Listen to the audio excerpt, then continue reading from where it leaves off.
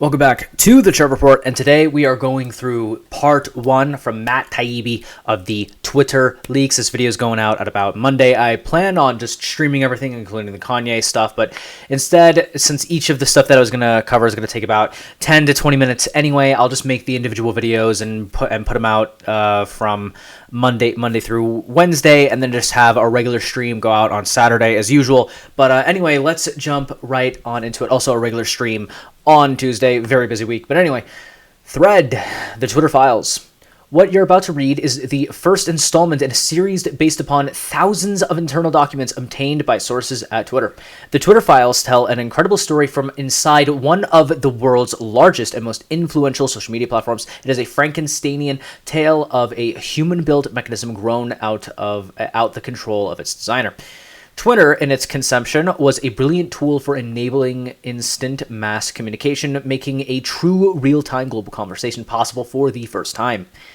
In an early conception, Twitter more than lived up to its mission, stating giving people the power to create and share ideas and information instantly without barriers. And the reason why I don't have a Twitter account is because I know that's not true. Anyway... Slowly over time, Twitter staff and executives began to find more and more issues for these tools. Outsiders began petitioning the company to manipulate speech as well, first a little, then more often, then consistently. And before I get to it, I would just like to say, click the link down below in the description where I can make you 100% cancel culture proof, okay, with various social media services. I can create for you a fully decentralized social media presence so that you never have to deal with any of this, and they'll even manage it for you. Okay, but anyway, let's continue. By 2020, requests from connected actors to delete tweets were routine. One executive would write to another, quote, more to review from the Biden team, then the reply would come back, handled. Celebrities and unknowns alike could be removed or reviewed at the behest of a political party. Both parties had access to these tools. For instance, in 2020, requests from both the Trump White House and the Biden campaign were received and honored. However, the system wasn't balanced. It was based on contacts. Because Twitter was and is overwhelmingly staffed by people of one political orientation, there were more channels, more ways to complain, open to the left. Well, Democrats than the right. The resulting slant in content moderation decisions is visible in the documents you're about to read. However, it's also the assessment of multiple current and former high-level executives. Okay, there was more throat clearing about the process, but screw it, let's jump forward.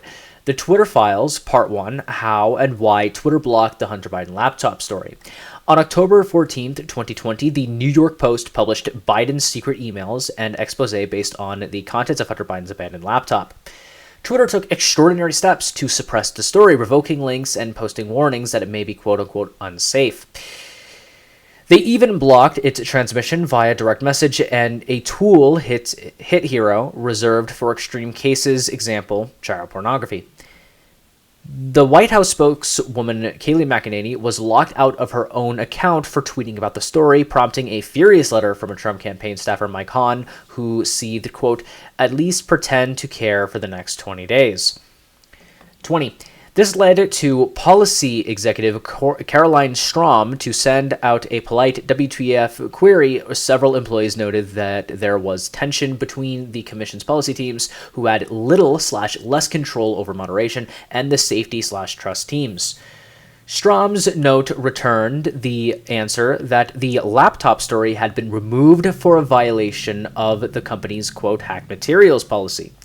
Although several sources recalled hearing about a general warning from federal law enforcement officers that summer about possible foreign hacks, there's no evidence that I've seen of any government involvement in the laptop story. In fact, that might have been the problem. The decision was made at the highest levels of the company, but without the knowledge of CEO Jack Dorsey, with former head of legal policy and trust Vijay Gadde playing a key role.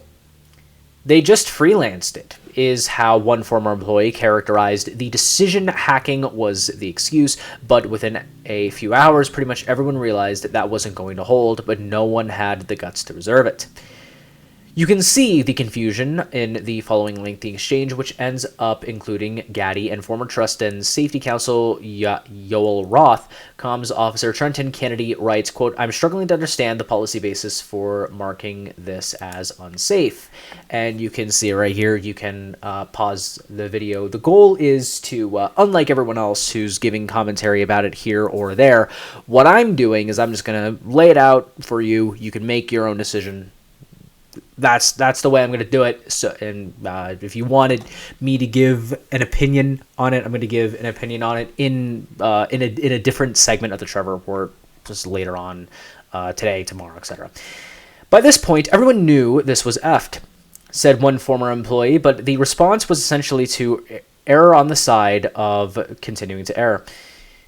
Former VP of Global Comms Brandon Borman asks, quote, "Can we truthfully claim that this is part of the policy?" To which former Deputy General Counsel Jim Baker again seems to be saying to advise staying on course because, quote, caution is warranted, unquote. A fundamental problem with tech companies and content moderation, many people in charge of speech know/care little about speech and have to be told the basics by outsiders. To wit, in one humorous exchange on day one, Democratic Congressman Ro Khanna reaches out to Gaddy to gently suggest she hop on the phone to talk about the backlash re-speech. Khanna was the only Democrat official I could find in the files who expressed concern. Gaddy replies quickly, immediately diving into the weeds of Twitter policy, unaware Khanna is more worried about the Bill of Rights. Kanya, however you pronounce it, tries to reroute the conversation to the First Amendment, mention of which is generally hard to find in the files. Within a day, Head of Public Policy Lauren Culbertson receives a ghastly letter/report from Carl Sasbo of the research firm Net Choice, which had already polled 12 members of Congress, 9 Republicans, 3 Democrats, from the House Judiciary Committee, Rep. Judy Shu's office.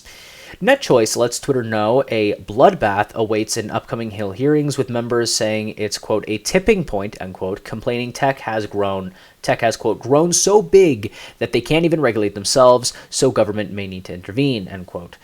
Sasbo reports to Twitter that some Hill figures are characterizing the laptop story as, quote, tech's access Hollywood moment, end quote. 36. Twitter files continued. The First Amendment is an absolute, end quote. Sasbo's letter contains chilling passages relaying Democrat lawyers' attitudes. They want, quote, more moderation, and as for the Bill of Rights, it's, quote, not absolute.